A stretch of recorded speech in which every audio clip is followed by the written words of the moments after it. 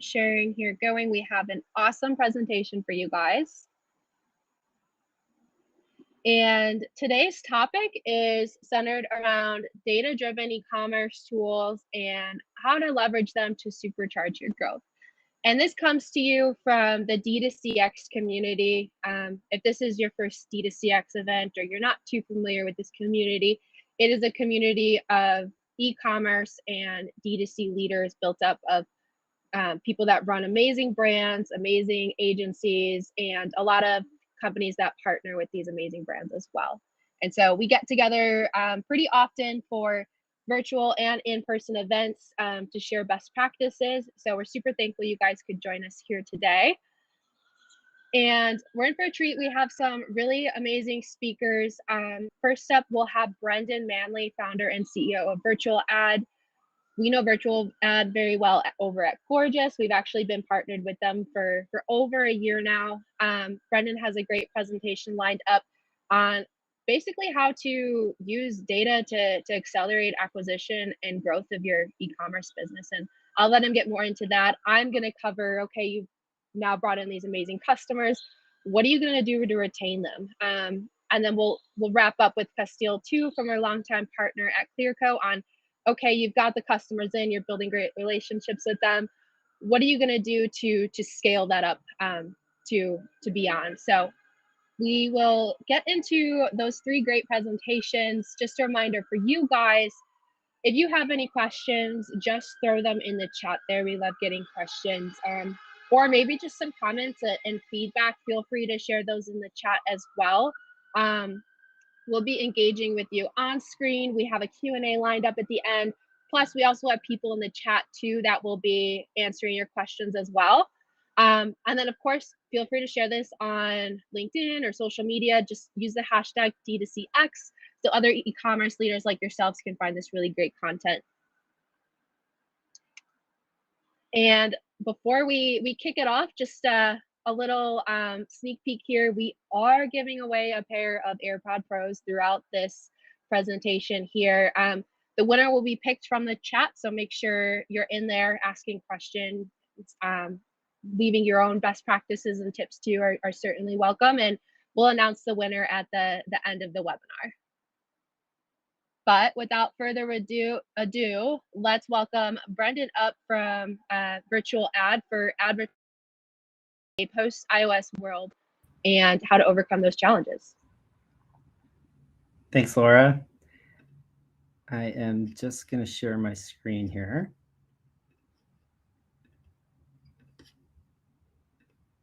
Okay.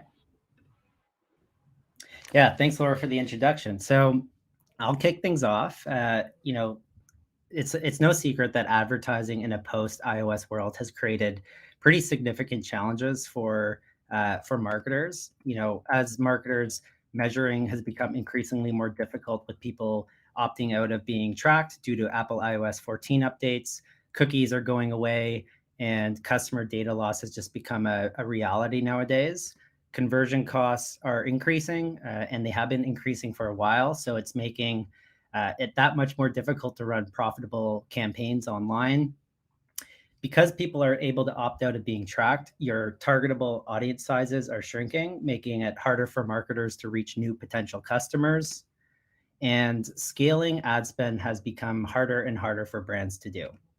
So my goal today is to help give you the keys to unlock more scale with your ads and help you ultimately grow your business. There's 4 simple steps that we're going to focus on. It starts with data collection. So, you know, looking at what you should be measuring and how you should be measuring it. If you're collecting data effectively, you'll be able to convert more users throughout your marketing funnel. You'll have better insight into how users are graduating through your purchase funnel and then figure out ways to optimize that. With good data collection, you'll open up doors to more opportunities with audience segmentation from a prospecting and a retargeting standpoint, which will give you, which will open up opportunities for increased ad performance. And assuming your funnel is operating from a profitable standpoint, we like to think of your ads budget as a throttle. So as you throttle up your ads budget, you obviously increase the number of visitors to your website, the number of users that see your offer, and eventually become a customer. And if you throttle down your ads budget, the opposite happens.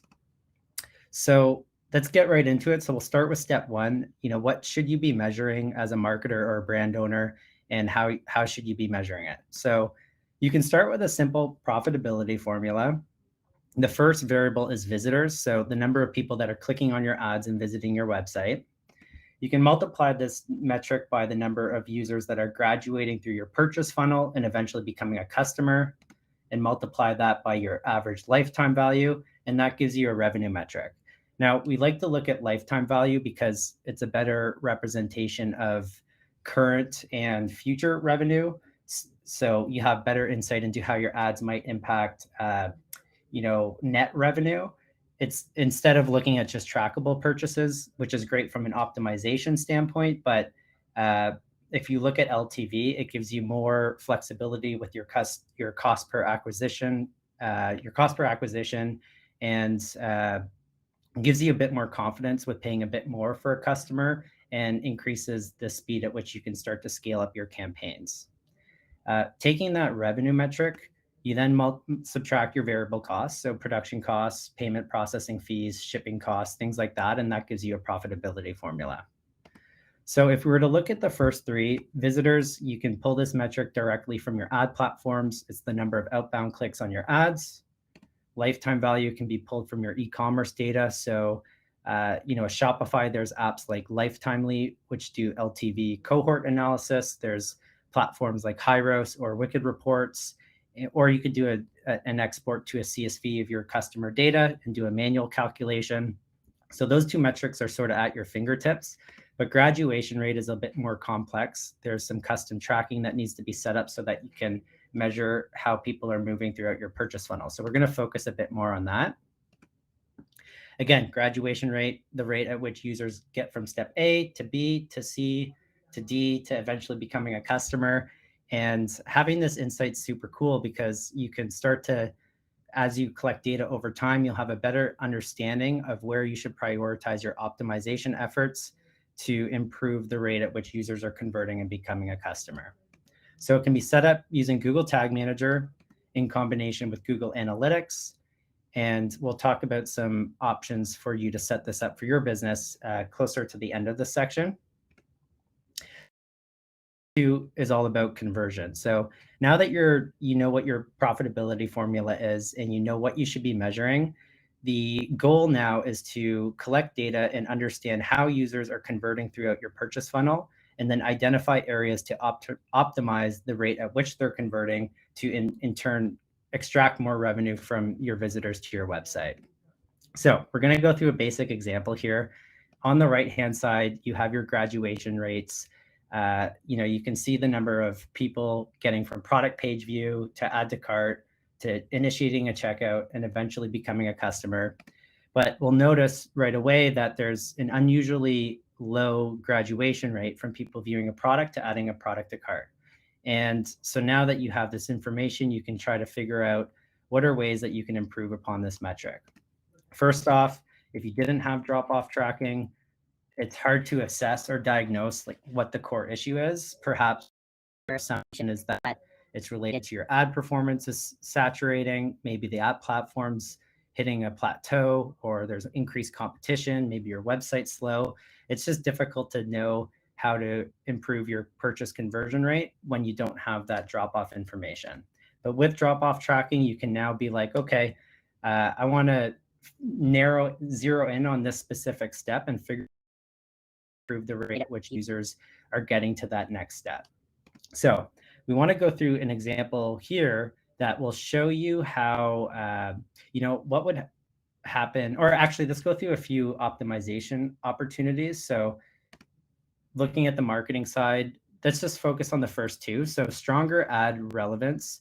Perhaps people are struggling to add a product to cart because there's a misalignment with the message that you're pushing in your ads and the message that you're delivering on the landing page. Maybe the product images on the ads are different than the products on the landing page, or the offer's different, or there's a price misalignment. So focus on improving the ad relevance and experience with the landing page so that there's less drop off after that step. The second point there, incentivize abandoners. Again, if people are getting to the product page, maybe you have a more premium price product, there's some more buyer consideration. Sometimes people just need a little nudge via a cart abandon or retargeting campaign, telling them that their products are still in their cart, or offering a little incentive to bring them back and complete their order. On the website side, again, let's just look at the first two. So improve speed. It's quite common that as your business matures, your website slows down over time. And it makes sense because you're adding more product SKUs, more product images. Maybe you've got some custom code because you've designed certain pages a certain way, and maybe you're just growing. So you're getting more traffic to your website, you're doing more marketing, and you've got more tracking tags on your site. And all of these items in compound slow down your site. So it's a good habit to get into doing page speed tests on a reoccurring basis and figuring out how you can improve your load speed.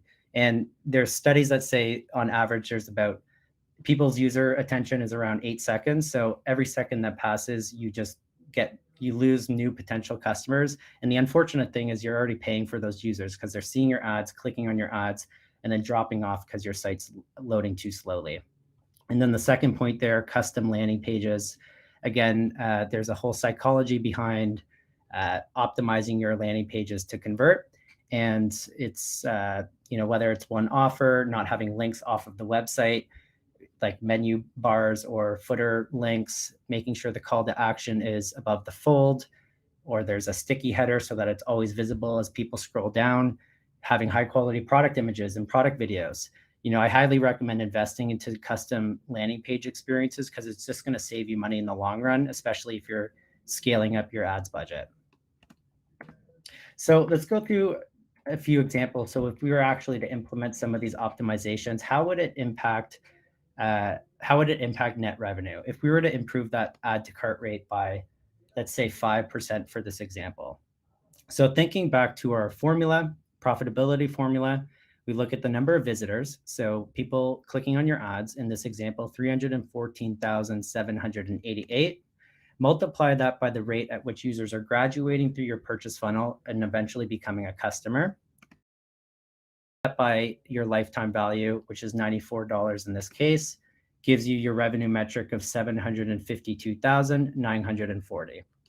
Now we're going to add in two columns here. The first, target graduation rate, and predicted number of users that graduate through your purchase funnel, assuming we're using the target graduation rate. So again, if we improved your add to cart rate by 5%, you'll notice that it has significant downstream effects on the number of users that are graduating through your purchase funnel and eventually becoming a customer. Instead of 14,297 people adding a product to cart, 9,891 people add a product to cart. Instead of 8,010 people purchasing a product, 16,747 people purchase a product.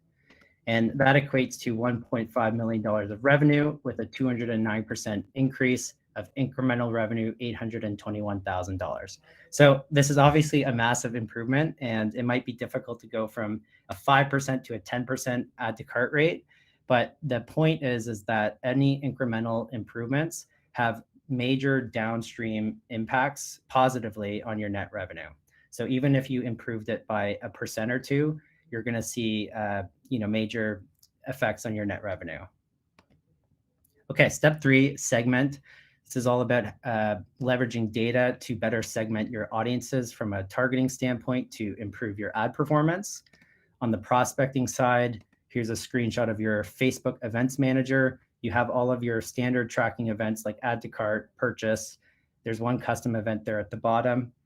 This opens up the door to more opportunities from a targeting standpoint, including lookalikes, retargeting, and exclusions.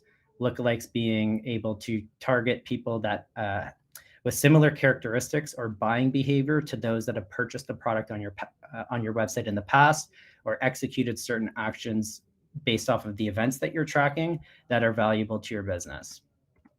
Retargeting being the ability to reach people that have,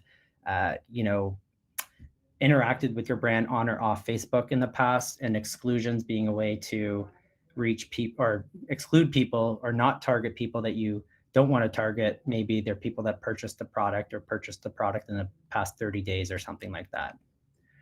So to take this a step further, if you're a new brand, you don't have much data, you're kind of subject to the targeting options on the ad platform, whether it's demographic data, interest targeting options.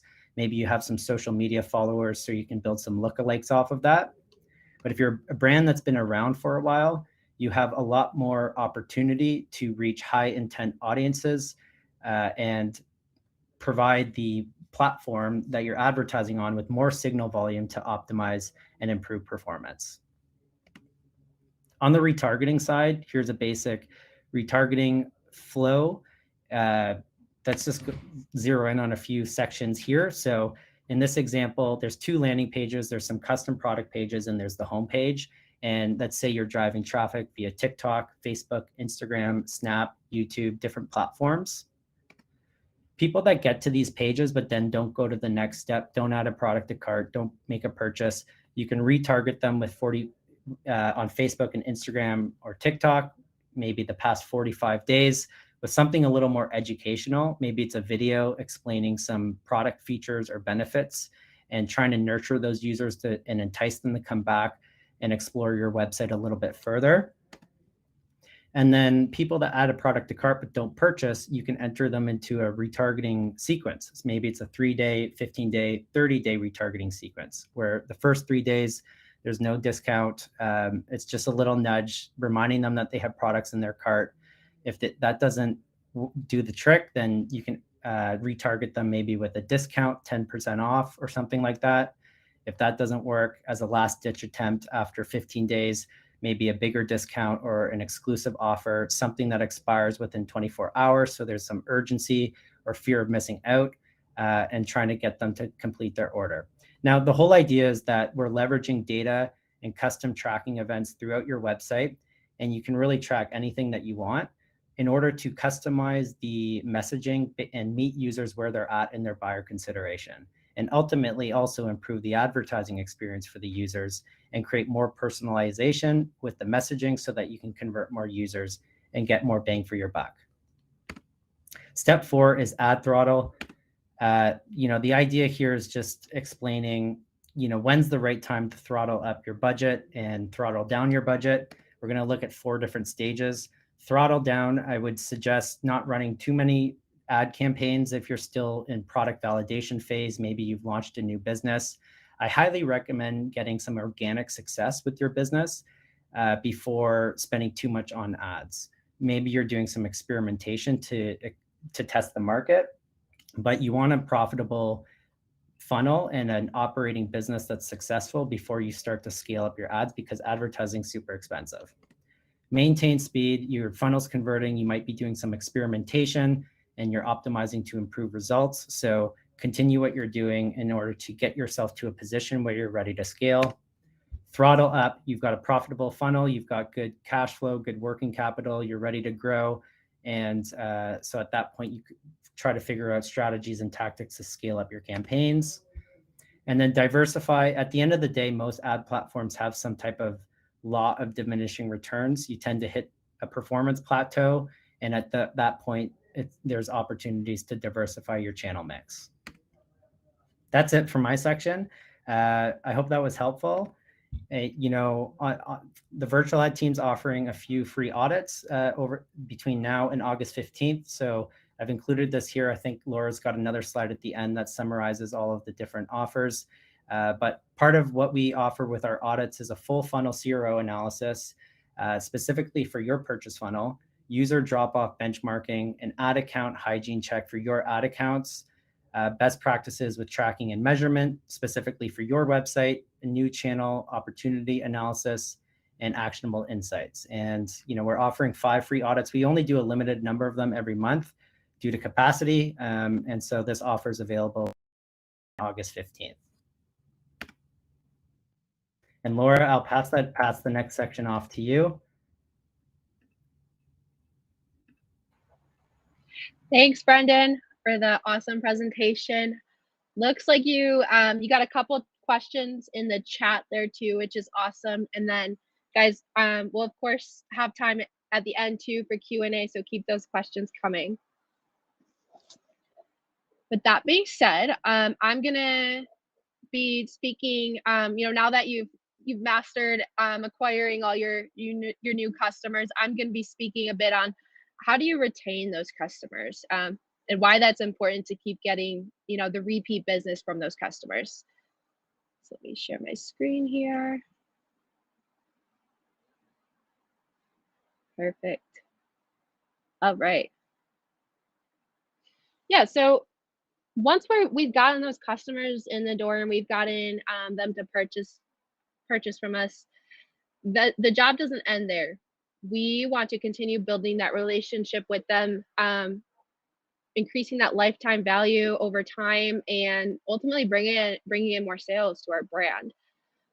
One of the approaches for that is basically providing the most exceptional customer experience using all the data that you already have on your customers, centralizing it into one location and providing a really personalized experience at a super high level scale. So before we dive into that, just a quick introduction to me. I am Laura. I am on the agency partnership team here at Gorgias. I've worked at Gorgias for the past 2.5 years. I've worked with tons of merchants and tons of our agency partners as well to scale our mutual clients through really great customer support. Prior to that, I was working in the MLB and the NHL, focused on just providing a really great experience for customers. In that realm, it was the fan experience that we were focused on, and it's translated really well over to what I love about working with customers in general and making sure that they have the best experience with our brand, whether that's a sports team, whether that's an e-commerce brand, so that they continue coming back. And then some background about Gorgias. If you're not familiar, we are the number one help desk for e-commerce out there, the number one help desk for Shopify. We work with over 9,700 brands out there. I've even listed some of them on the screen right here. And then, oops, just having some trouble here. Okay, sorry. Just having a little bit of computer trouble. There we go. So, yeah, what do we do? We're a help desk. We centralize everything into one place, and that way you can respond back to your customers super quickly. We fully integrate with the e-commerce platform, and we also leverage automation, machine learning to respond to those customers very quickly and efficiently. And we'll get into the offers again at the end, but just to give you guys a bit of a preview, we are offering second month free for anyone that wants to give Gorgias a try. All right, so kind of piggybacking off of what Brendan was saying, the importance of ads and running that for your customer acquisition. However, the challenge there is that ad costs are rising. It's becoming more and more expensive to acquire a new customer, which in turn then makes it much more important to continue strengthening those relationships with the customers that you already have and getting them to come back and purchase again. Part of that strategy is no doubt creating an exceptional customer experience. 31% of customers or 50% of customers are more likely to purchase from brands that they purchased from before, and they're likely to spend 31% more. It makes sense if you think about it. If you've already purchased from a brand before, had a good experience, what would be the motivation to go and purchase from one of their competitors that you have no experience with when you already trust the product, you like the product, maybe even interacted with their customer support team before and had a really good experience with them too as well. These are some common challenges that come up in customer support, which may deter a customer from purchasing again. And the first being that first response time. Like, how long does it take for the customer to get in touch with your brand, to get a response from them? This is just based on some e-commerce benchmarks that we've gathered, and right now it's over 7-hour first response time, which is almost a whole work day. So being able to respond back to that customer quicker than in less than 7 hours is really going to set you apart from your competition out there. Even further, what you'll want to look into is how long does it take to resolve the issue altogether, which is what we refer to as the resolution time. Being able to get the customer the information that they need right away, being able to solve their problem right away is going to key into that really great customer experience and give them positive association with you and your team and your brand, and increase the chances that they're going to purchase from you again. Now, there's a lot of strategies out there on how to increase the first response time. Automation is a huge factor in that. Um, and we love automation over at Gorgias. We totally believe in it. But one thing that can kind of get lost in that is like the lack of personalization. So sending out completely automated responses, but not necessarily feeling like, as a customer, not necessarily feeling like you're dealing with a human or they're understanding your issue. So that's one thing to keep in mind as you're focusing on and decreasing resolution time and first response time, is how do I make it still personalized to that customer, because 80% of customers are more likely to purchase when they do have that personalized experience, and that they're not having to repeat all their information to you every time that they chat with you. And that will get into what we'll talk about in a little bit, is having all the information you already have about your customers, but putting that in the hands of your customer support team to leverage that as best as possible, so that your customers aren't having to repeat themselves. You're not having to spend precious time digging for that information across all of your channels. And these are just the prices that these merchants are paying when we're not able to overcome those obstacles.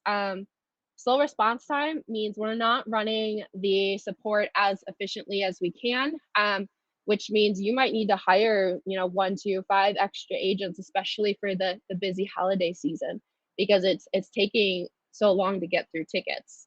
We're also missing the ball on opportunities to convert sales, because maybe the customer felt like they were talking to a robot, or they weren't getting their specific questions answered, and they lost interest in closing the sale. Also, going into the lack of efficiency, that just comes down to not having everything centralized and easy place to access all of your customer messages, as well as all the information on that customer and their orders in one place. There's a lot of tools out there that can help you achieve that lower response time, that increase in personalization, centralizing everything to one place. A lot of times they're called a help desk out there. That's what Gorgias is. But I'm gonna give you some 4 tips on really what to look for in your customer support tool that's going to help you achieve the great customer experience. And then I just have some more tidbits for you guys here to keep in mind too, as we're going through the presentation, that customer support is a huge factor in customers making purchasing decisions. In fact, over 73% of customers say that. Over 90% rate an immediate response as very important. Not having to wait all day for, or maybe even a few days for a response from your brand is huge. And then 43% would pay for greater convenience.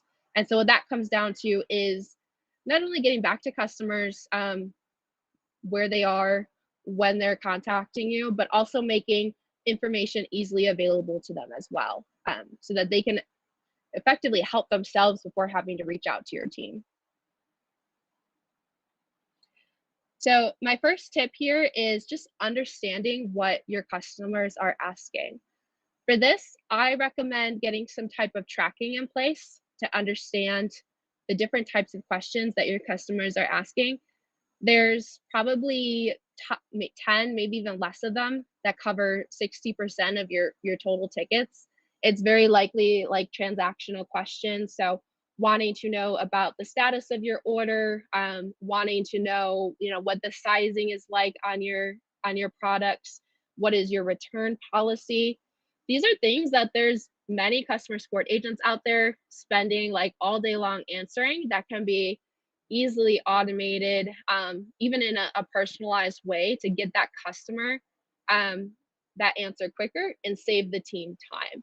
So Would love to hear from you guys in the chat, if there's, if these questions reflect what you're getting asked quite a bit, or what are some of the questions that you're getting asked over and over that you think, man, it would be really great if we could automate this.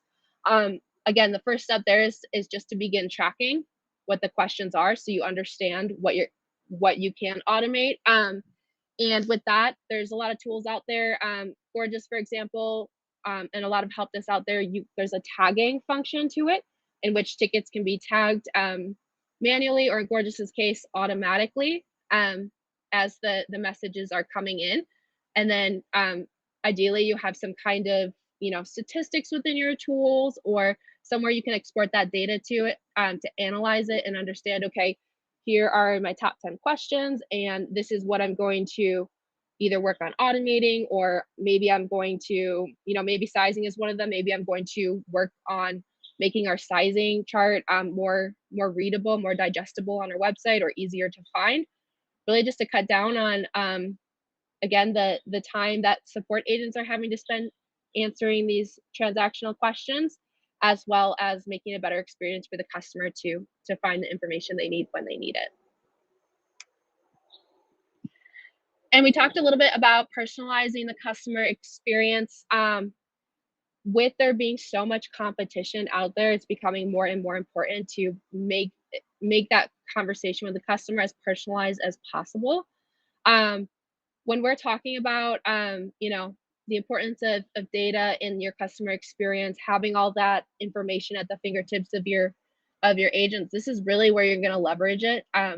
This is by providing a really great customer experience. So having your customer support agent being able to access, not only the customer orders, right as the customer is messaging in, but also think about all the other channels. So maybe they've left reviews, maybe use a reviews tool. So how can the customer support agent easily see reviews that the customer has left, to get a gauge on, okay, this is a customer that's really happy with this product, or this is a customer that's, really had a poor experience last time, to make sure that, they either win back that customer, or maybe there's an opportunity there to, upsell them on a product. Hey, you really loved this product last time, we're running a sale on it, send them a coupon code for it.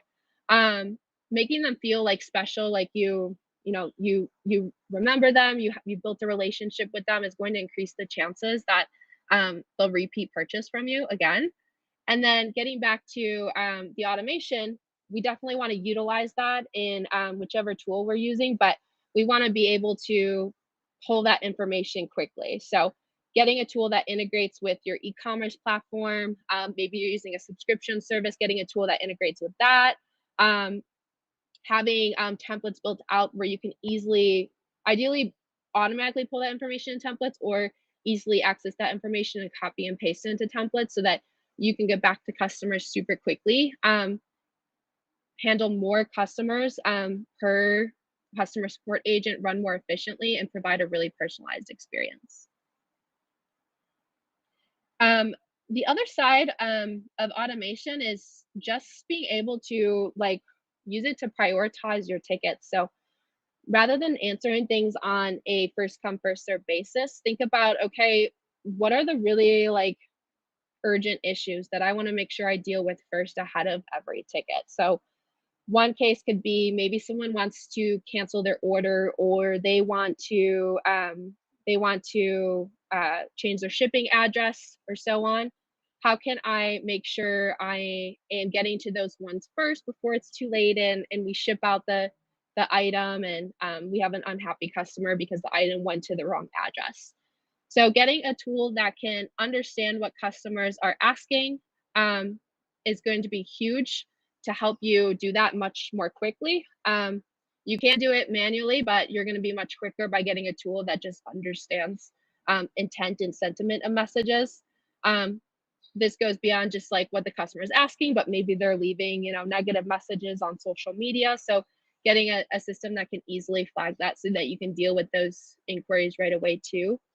And then what you can do with that is also leverage that into, okay, here's actually my best customers too. So people that had really good customer experience, or maybe have spent the most too, so that you can also get to them first ahead of everyone else, especially if you are heading into Black Friday, Cyber Monday, and you're getting an influx in customer tickets, how can you make sure that you're getting to your top customers right away?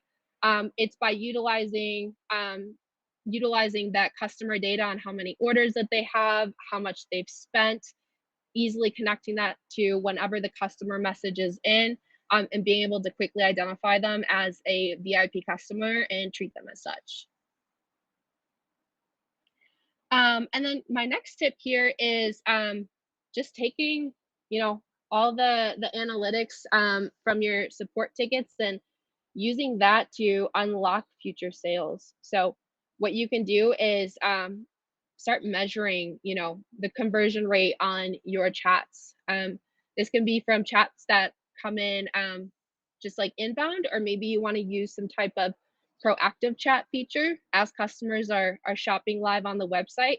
Using a tool to track sales from that is going to give you a sense on how well you're performing on that channel, as well as specifically from your support team. Because if you are doing a really great job at automating the really transactional questions, that should give you the opportunity to unlock the ability to leverage these pre-sale conversations that support is having into more sales and have them operate as more of a profit center for your brand than a cost center.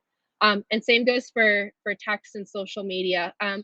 How much of those messages on those channels are being, or how much of those sales on those channels are interacting with the customer support team prior to purchasing? Did they talk to the support agent? Did the support agent give them a discount code that really enticed them and got them to convert? Maybe the support agent got back to them within a minute and the customer was blown away. They got the information they needed right away to go ahead and make a purchase.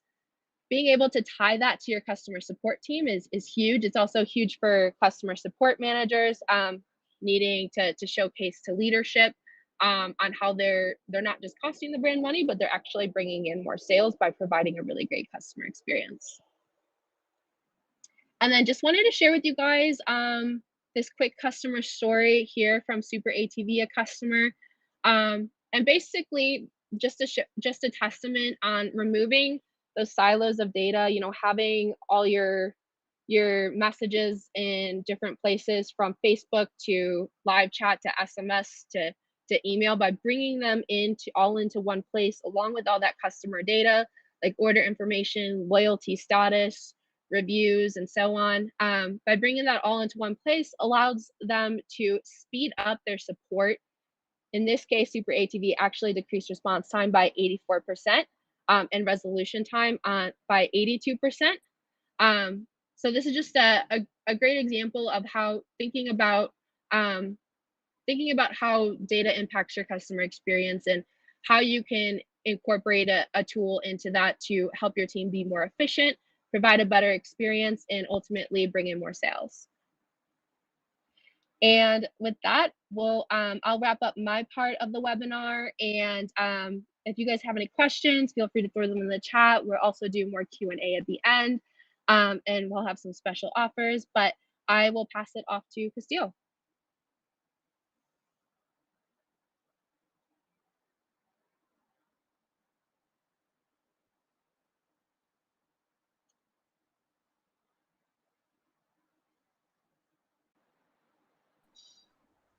Okay, great. Thank you so much, Laura. Let me share my screen with everyone. All right, can you guys see my screen here? Yes, perfect. Okay, so I'm so excited, guys. My name is Castille. I'm speaking to you from Clearco. Today, I'm going to be talking about removing the bias from e-commerce funding. So we provide capital to brands, which I will go through, but you can use it on companies just like Gorgias and VirtualAd, of course. If there's any questions, put them in the chat. I'm happy to. So let's get started. For those of you who don't know much about Clearco, we are the world's largest e-commerce investor, and we are revolutionizing the way that founders grow their business by providing financial tools, capital, and a network to help you scale. So since we began as a company, we've actually deployed over $3.2 billion to over 7,000 brands, companies like Vanity Planet, Glamnetic, Public Goods, the list goes on. And we are actually very, very passionate about really just reimagining the way that entrepreneurs build a business. And our entire mission is to remove those barriers from brilliant ideas to a brilliant business by using data to take the bias out of funding. And I will explain further, of course. So interesting statistics. So 50% of all startups actually will not survive the first 5 years, and lack of access to capital is cited as the major barrier to success. And it's just a huge challenge that founders face, navigating that financial space and trying to understand what might be best for your business and best for your growth. And access to capital really isn't available to everyone. I mean, let's say you're going to a VC, for example. Most startups don't even get access to VC funding because of who they know, who they are, maybe their gender, the color of their skin. It's really hard to access that style of capital. And then when you do have that, when a VC is taking equity, since there is more risk associated with their investment, VC funds are designed to take ownership, usually about 20%, and that can really add up over time when you do multiple rounds of capital. And then you can also go to a bank, for example. So getting a bank line of credit, whatever it might be, there's a lot that goes into that. As a founder or a company, you need to know that they have high interest rates, they take collateral, the loans must be paid back, no matter if your business is failing or no matter what is going on. So much pressure in the financial space and tons of barriers. One thing I always love to share when I'm speaking with founders or companies is that in 2021, only 2% of VC funding went to female founders, and only 1.2% went to Black founders in the first half of 2021, which is just crazy. I mean, bias-free funding, it shouldn't be like this big revolutionary idea. It should be the standard, and that is truly what Clearco is trying to do. So what we do is we really just focus on data and the success of your business to provide you with capital, and I'll walk through that. If you want to get access to capital or at least see funding offers, it's really, really easy. There's just 3 steps involved. So first things first, you are going to connect your marketing and your sales accounts to Clearco to determine your funding offers. And then you also get access to our benchmarking and our insights, which I'll go through at the very end. But once you do that and you connect your apps, you can actually get access to your 3 AI generated funding offers that can range between $10,000 to $20 million based on your online data. And our offers are all generated in less than 48 hours. And then you repay on your own terms. So this is so important. We do not take personal guarantees. We do not take equity dilution. And unlike a traditional loan, you actually repay via a revenue share. So it keeps everyone invested in your growth, including Clearco. So unlike a bank where you're paying back a fixed fee every single month, you actually repay us at Clearco as you generate sales. So if your revenue slows down, so do your repayments. And then we also provide top-ups of capital. So you have access to ongoing capital at your disposal, and you can really invest that into avenues of growth. Where can you use our funds? You can use our capital on, purpose for today's meeting is marketing, of course, inventory needs, really anything to fuel that growth. If you want to increase your ad budget, build new landing pages, purchase more inventory as we approach Q4 and holiday season, you can do that without cutting any corners or taking funds from other elements of your business. And then we just launched one of our newest products, which is called Buy Now, Pay Later, where founders can really extend payment terms on any business invoice. So if that's an agency fee, or you're looking to accelerate growth, or just maybe close that gap between inventory times, you can use Buy Now, Pay Later to cover those invoices. Okay, I want to share this video because it is such a great video that we did for our women's campaign this year. I think I have to disconnect so that everyone can hear. All right, hopefully you guys can hear this. The investor pinched me on the cheek and patted me on the head. Then the investor said to me, I'll give you $1 million for 50% of your business.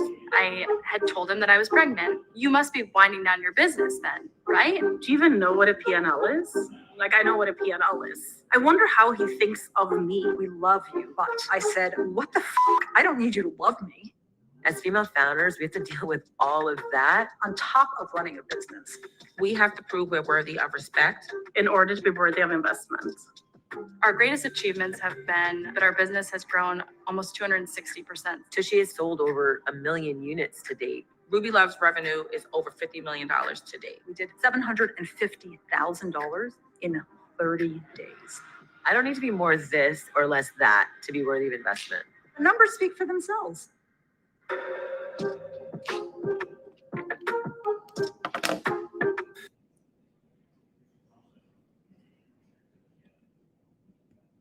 Okay, amazing. I just put my AirPods back in. Let me know if you guys can't hear me. But what I wanted to do is quickly go over some case studies. We have some amazing case studies on our website as well if you guys want to check out different brands or different verticals. But these are some exciting ones. So Vessi, for example, when they took funding from Clearco, they grew by 350%. Fix Beauty, we've funded hundreds of beauty brands, and Fix Beauty actually grew 3,330% after being funded by Clearco. And Bloom is also a great success story. After we provided them with capital, they increased their revenue by 230%.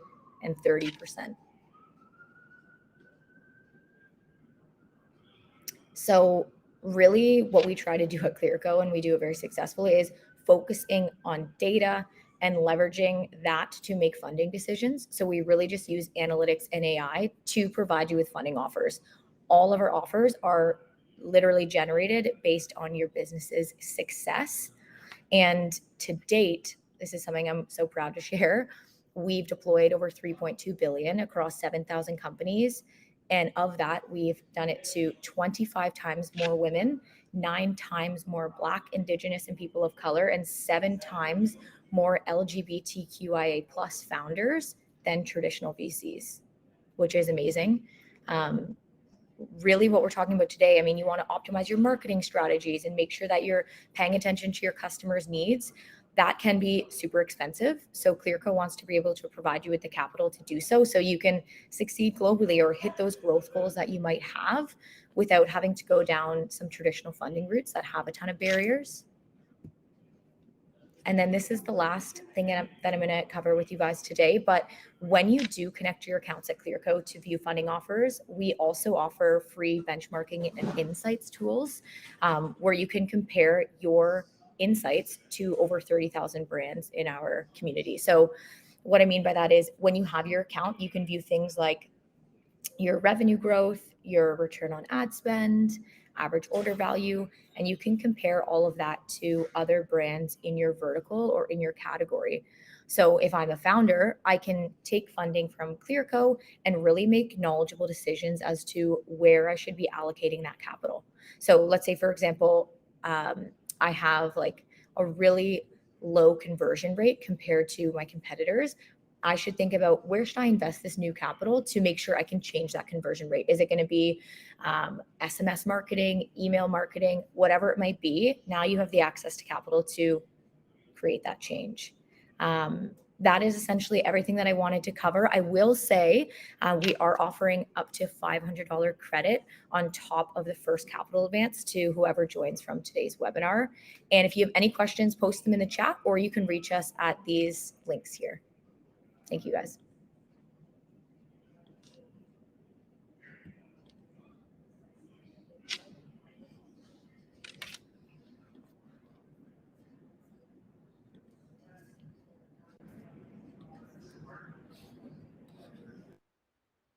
Awesome. Thank you, Castille, for the great presentation. If you want to stick up here for a minute, and maybe we can bring Brendan back up here too. I believe we did have a few questions in the chat that we could cover. And while we are waiting for them to rejoin us up here, just want to reiterate those really awesome offers for you guys before you head out. So from VirtualAd, we have 5 free audits, and that expires on August 15th. And again, that's probably the most that they offer in a month. So grab your spot because there's only 5 of them. And then with Gorgias, if you guys are interested in checking out a tool that's going to combine all your customer messages and data in one place to leverage a really personalized and efficient support experience, then feel free to shoot me an email. We're offering second month free with a 30-day money back guarantee as well. And then Castille just went over the offer, but just to reiterate, up to $500 off first capital advance. And now it's time for some Q&A. So do we have Brendan up here? Perfect. Brendan, I think there was a question for you back in the chat a few minutes ago, but Joyce McCaffrey had asked, what's the best way to put drop-off tracking into place? Yeah, that's a great question. Laura, is there any way I can share my screen? I can just show an example. I mean, it depends on the business and like the website and purchase flow. So if you have a really complex website or custom landing page experiences, the best way to do it is use Google Tag Manager. And it's a bit more technical, so you might need a developer, but you can place custom tags using Google Tag Manager that you can then import directly into your Google Analytics. But if you're using a e-commerce platform like Shopify or BigCommerce, it's a little bit easier to set up. So I'll just do a quick example and share my screen. So we've got a Google Analytics goals template that we've pre-created called VirtualAd graduation rate. And you can literally import this directly into your Google Analytics. But if you're actually setting it up on your end, this is pretty much what it looks like for Shopify store specifically. So you go into your Google Analytics, you go into your view section, and then you go into goals, and then you create a new goal. And you can take a screenshot, Joyce, of this, or I can send it to you afterwards. But this is literally the naming conventions. If you input it exactly like you see it here and save it, you'll start to collect user drop-off tracking in your Google Analytics. And here's what it looks like. So in Google Analytics, you go to conversions, goals, and then funnel visualization. And then you start to see, you know, at the product page, 9.86% of people got to the cart page, 51% of people got to the contact info step, and so on. So you set it up in Google Analytics, you set up a goals template, and then you can start collecting the data. And that's the best way I recommend doing it. And then beyond that, I think there's 2 more questions for us. So do you recommend doing marketing or website optimizations first? So I think it depends. Like, you know, once your website's up and you have a viable business and you're generating orders, I think the question that you need to ask yourself is, what budget do you feel comfortable using when you're first starting out to experiment with? Because the goal of your early campaigns is really going to be around data collection and trying to identify what works. And then, so I think you can do some marketing to collect data and use a budget that you're comfortable with. And then I would recommend doing website optimizations before scaling up your campaigns. So once you start to understand what works and see how people are interacting with your brands or your brand or your products and dropping off, then focus on really optimizing the product, you know, the product that you're offering, the customer support experience, you know, the landing page experience, all of those key elements. And then before investing more into marketing and scaling up your budget. And then the last question from Ross, you can for the free audit on our website, or you can just email me directly. For anyone else that's wondering, I think I was already direct messaging with Ross, so I just posted my email. If anyone wants a free audit, there's 4 left between now and August 15th, and you can just send me an email. Awesome. Thanks, Brendan, for getting to those questions. And I want to see, I saw possibly one more. And this may be a question for you, Castille. But Ross was also wondering, how does the buy now, pay later work, and what are the terms on that? Yeah, so if you see in the chat, Silka from Clearco, she actually posted the buy now, pay later link. It's so helpful. It goes through all of your options, all of the funding options, how it's going to work. So I'd recommend going there because it just simplifies everything. Awesome. Thank you for that. Any last minute questions before we sign off? And almost forgot, before we announce our winner of the AirPods as well. Go ahead and throw them in the chat. If not, I think we have a winner. We've actually gotten a ton of really valuable questions from Ross Villarino. So would like to shout him out and announce him as the winner of the AirPod Pros. So Ross, if you just shoot me an email, laura@gorgias.com, would be happy to hook you up with those.